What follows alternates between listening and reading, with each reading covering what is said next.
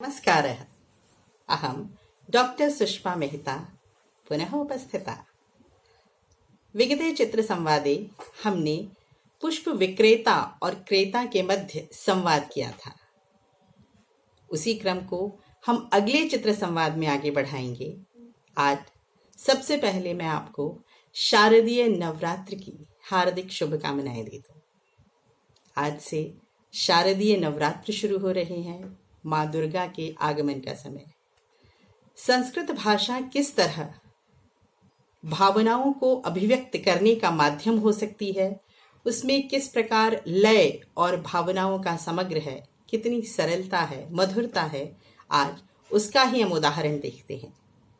आपने दुर्गा स्तुति सुनी होगी, प्रसिद्धता है उसकी, लयबद्धता है। आज मैं माँ दुर्गा का स्वरचित स्तोत्र आपको सुनाने जा रही हूँ। उसमें भावनाएं हैं, लय है और संस्कृत का माधुर्य भी।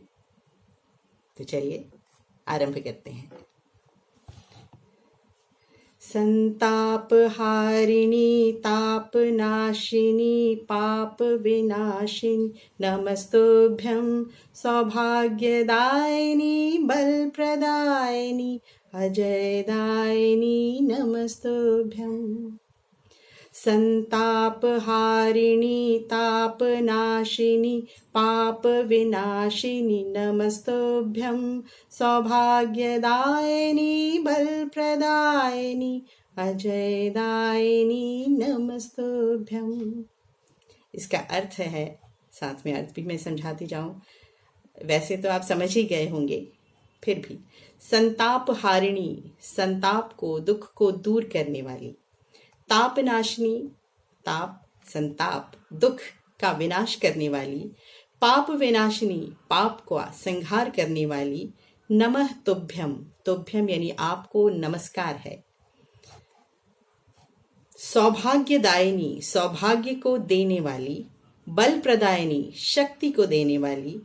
अजयदायिनी, जीवन में अजेयता को देने वाली। नमस्तुभ्यम, आपको नमस्कार है।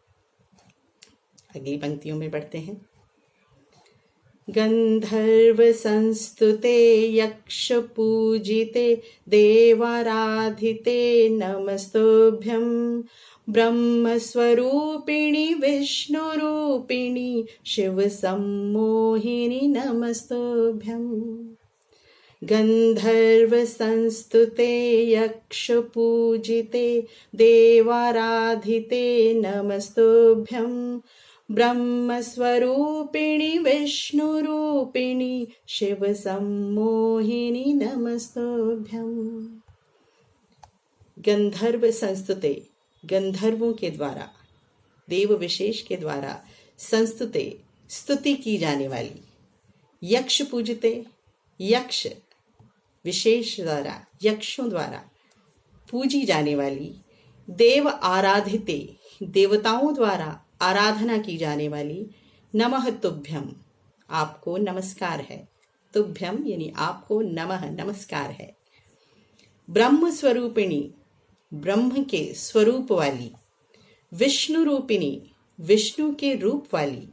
शिव सम्मोहिनी, और शिव को भी सम्मोहित कर देने वाली। नमस्तुभ्यम, हे माँ आपको नमस्कार है।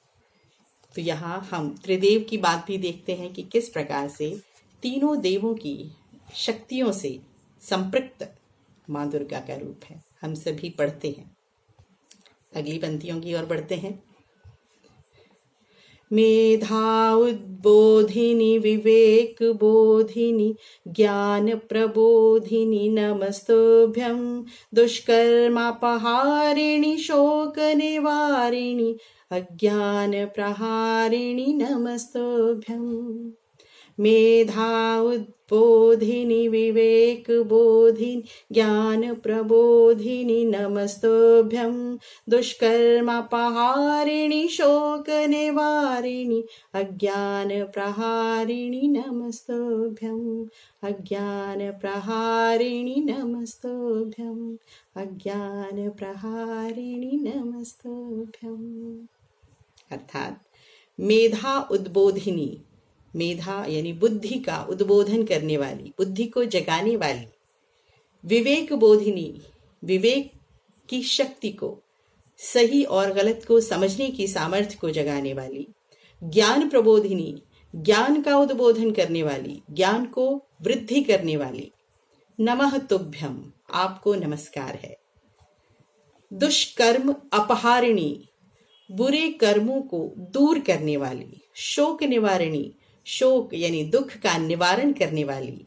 अज्ञान प्रहारिणी, अज्ञान पर प्रहार करने वाली। तुभ्यम नमः, माँ आपको नमस्कार है।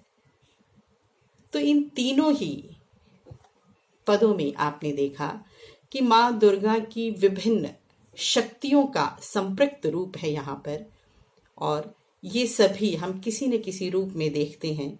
और ये नवरात्र माँ दुर्गा की उसी शक्ति, बल, बुद्धि का समन्वयात्मक रूप हम देखते हैं और उसी की हम याचना करते हैं। तो संस्कृत भाषा का अपना माधुर्य है, और जब उसमें भाव और लय का समन्वय हो जाता है तो वो कितनी प्रभावशाली हो जाती है। तो आशा है कि ये छोटा सा स्तोत्र इस शारदीय नवरात्र में आप सभी अपनी पूजा अनुष्ठान में गा सकेंगे, इसका प्रयोग कर सकेंगे। इसी आशा के साथ मैं आज यही समाप्त करती हूँ।